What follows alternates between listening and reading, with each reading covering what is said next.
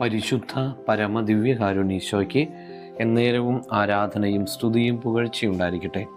ഇന്ന് ജൂലൈ മാസം 16-ാം തീയതി വ്യാഴാഴ്ച, പരിശുദ്ധ കർമ്മല മാതാവിൻ്റെ തിരുനാൾ കൊണ്ടാടുന്ന ദിവസം.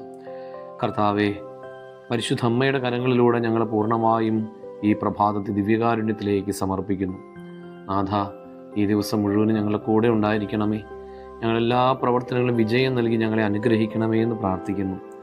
ലൂക്കാ സുവിശേഷം 11-ാം അധ്യായം 25-ാം വചനം ധ്യാനിക്കാം. തിരിച്ചു വരുമ്പോൾ ആ വീട് അടിച്ചുവാരി സജ്ജീകരിക്കപ്പെട്ടതായി കാണുന്നു. അശുദ്ധാത്മാവിൻ്റെ തിരിച്ചുവരവിനെ കുറിച്ച് പ്രതിപാദിക്കുന്ന വചനഭാഗം.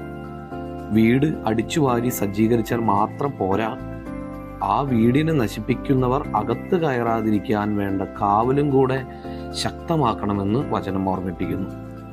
കാർമൽ മലയിൽ വെച്ച് വിശുദ്ധ സൈമൺ സ്റ്റോക്കിലൂടെ കർമ്മല മാതാവ് നമ്മുടെ ഹൃദയത്തെ സംരക്ഷിക്കാനുള്ള അതിശക്തമായ ആയുധം നൽകി. ഉത്തരീയം കഴുത്തിൽ ധരിച്ചാൽ പിശാചിന് നമ്മെ കീഴ്പ്പെടുത്താൻ സാധിക്കില്ല. കുഞ്ഞുനാളിൽ അമ്മൂമ്മ പാടിത്തറയാറുള്ള വെന്തിങ്ങ മാതാവിൻ്റെ ഇരടികൾ കർമ്മല മാതാവിൻ്റെ തിരുനാൾ ദിനത്തിൽ എല്ലാ വർഷവും ഞാൻ ഓർക്കാറുണ്ട്.